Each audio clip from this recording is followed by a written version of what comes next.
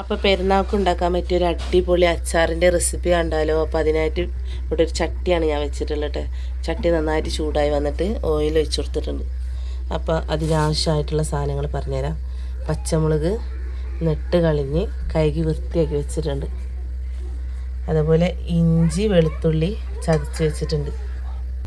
പിന്നെ പുളിവെള്ളം ആവശ്യത്തിന് എടുത്ത് വെച്ചിട്ടുണ്ട്. പിന്നെ ഉപ്പ്, പിന്നെ കാശ്മീരി മുളക് പൊടി, പിന്നെ ഉലുവ, പിന്നെ കടുക്.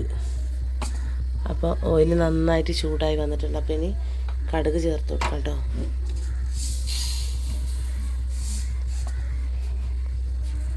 അപ്പോൾ അതാ കടുക് ചേർത്ത് കൊടുത്തിട്ടുണ്ട്. അപ്പോൾ അതാ കടുക് നന്നായിട്ട് പൊട്ടി വന്നിട്ട് ഇനിയിപ്പോൾ വെളുത്തുള്ളി ഇഞ്ചി പേസ്റ്റ് ചേർത്ത്. അപ്പോൾ അതാ ചെറുതായിട്ടൊന്ന് കളറ് മാറി വരുമ്പോൾ പച്ചമുളകൊന്ന് ചേർത്ത് കൊടുക്കാം.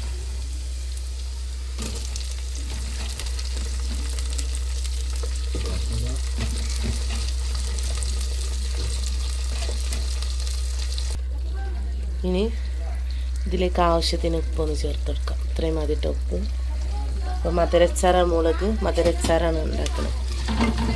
അപ്പോൾ ഇനി ഇതൊന്ന് നന്നായിട്ടൊന്ന് മിക്സ് ചെയ്ത് കൊടുക്കാം. ഇനിയിപ്പോൾ ഇത് ഒന്ന് അടച്ച് വെച്ചിട്ട്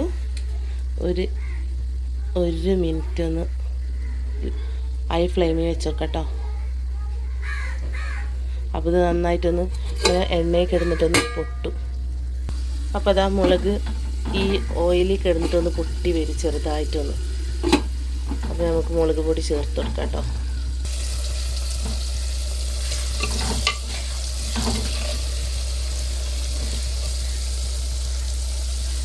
ഇനിയിപ്പോൾ ഇതിലേക്ക് ആവശ്യത്തിന് കാശ്മീരി മുളക് പൊടി ചേർത്ത് കൊടുക്കാം.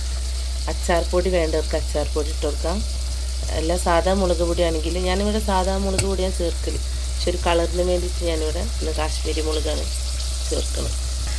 അപ്പോൾ അതിന് മുമ്പായിട്ട് ഇതാ ഉലുവ ചേർത്ത് കൊടുക്കാം. എന്നിട്ടൊന്ന് മിക്സ് ചെയ്ത് കൊടുക്കാം.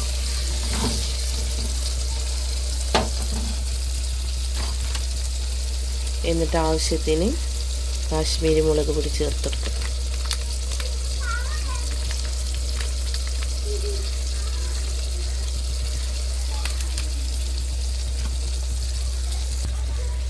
അപ്പോൾ അതാ നന്നായിട്ടൊന്ന് മിക്സ് ചെയ്ത് കൊടുക്കാം. ഇനി ഇതാ ഇത്രയും മുളക് പൊടിയും കൂടി ചേർത്ത് കൊടുക്കാം. സാധാ മുളക് പൊടി അതും കൂടി ഒന്ന് ചേർത്ത് കൊടുക്കാം. എന്നിട്ടൊന്ന് നന്നായിട്ട് മിക്സ് ചെയ്തെടുക്കാം. ഇനിയിപ്പോൾ ഇതിലേക്ക് നേരത്തെ മാറ്റി വെച്ച പുളിവെള്ളം കൂടി ഒന്ന് ചേർത്ത് കൊടുക്കാം.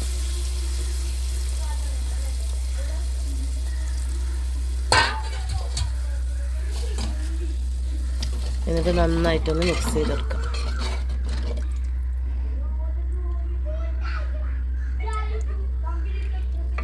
ഇനി വേണമെന്നുണ്ടെങ്കിൽ ലേശം വെള്ളം ഒഴിച്ചു കൊടുക്കാം. അപ്പോൾ ഇതാ ഇത്രയും മതി കേട്ടോ. ഒരു കണ്ടില്ലേ, ഇതാണ് ഇതിൻ്റെ ഒരു പാകം. ഇനി ഇതിലേക്ക് ആവശ്യത്തിന് കറിവേപ്പിലയും കൂടി ഒന്ന് ചേർത്ത് കൊടുക്കാം. അപ്പോൾ ഇതാ 4 അല്ലി കറിവേപ്പിലയും കൂടി ഒന്ന് ചേർത്ത് കൊടുക്കാം. അപ്പോൾ ഇനി ഇതിലേക്ക് മധുരത്തിന് ആവശ്യത്തിനായിട്ട് ഞാനിവിടെ പഞ്ചസാരയാണ് ചേർത്ത് കൊടുക്കുന്നത്. പിന്നെ അപ്പോൾ ശർക്കര ആണ് ചേർത്ത് കൊടുക്കണ ആഗ്രഹമുള്ളവർക്ക് ശർക്കര ചേർത്ത് കൊടുക്കാം. ശർക്കരയും ടേസ്റ്റ് ഉണ്ടാവും, അതേപോലെ പഞ്ചസാരയും ചേർത്ത്. അപ്പോൾ ഞാനിതാ 2 കയ്യിൽ പഞ്ചസാരയാണ് കേട്ടോ ചേർത്ത് കൊടുക്കുന്നത്. അപ്പോൾ നന്നായിട്ടൊന്ന് മിക്സ് ചെയ്തെടുത്തതിന് ശേഷം ഇത് നന്നായിട്ടൊന്ന് തിളപ്പിച്ചെടുക്കാം. അപ്പോൾ ഇതൊരു കുറുകി കിട്ടിയതിനനുസരിച്ച് നമുക്ക് ഫ്ലെയിം ഓഫ് ചെയ്ത് കൊടുത്താൽ മതി. നന്നായിട്ടൊന്ന് തിളച്ച് വരട്ടെ. അങ്ങനെ ഗ്യാസിൽ വെച്ച് അച്ചാർ തന്നെ പുറത്തായിട്ടാ. അപ്പോൾ ഗ്യാസിൻ്റെയൊക്കെ പ്രശ്നമുള്ളതല്ലേ. അപ്പോൾ ഗ്യാസ് തീരാനായിരുന്നു. അപ്പോൾ ഞാനങ്ങനെ പുറത്തുണ്ടാക്കിയാണ് കേട്ടോ അച്ചാർ. ഇവിടെ കൊടുന്ന് ഇങ്ങനെ കത്തിച്ചിട്ട് വറ്റിച്ചെടുത്തതാണ്. ഇത് കണ്ടില്ല. ഇനിയിപ്പോൾ 2 ദിവസം കൂടി ഇരുന്നാൽ, ഇപ്പോൾ ശനിയാഴ്ച പെരുന്നാളാണെങ്കിൽ അല്ലെങ്കിൽ നാളാണെങ്കിലും നമുക്ക് പിന്നെ നാളെ ഉണ്ടാക്കേണ്ട ആവശ്യമില്ലല്ലോ. പെട്ടെന്ന് പണികളൊക്കെ കഴിച്ച് വെക്കാന്ന് വെച്ചിട്ട് ഞാൻ ഉണ്ടാക്കിയാണ് കേട്ടോ. അടിപൊളി ടേസ്റ്റാണ് മക്കളെ ഈ ഒരു ഐറ്റം അച്ചാർ. അപ്പം ഇനി ഇതിലും കുറുക്കിയെടുക്കണമെന്നുണ്ടെങ്കിൽ ഒന്നും കൂടി വറ്റിച്ചെടുത്താൽ മതി. ആണ് നമ്മളെ ടേസ്റ്റി മുളകച്ചാർ. അപ്പോൾ ഇതുണ്ടാക്കിയിട്ട് എന്തായാലും കഴിച്ചു നോക്കണം.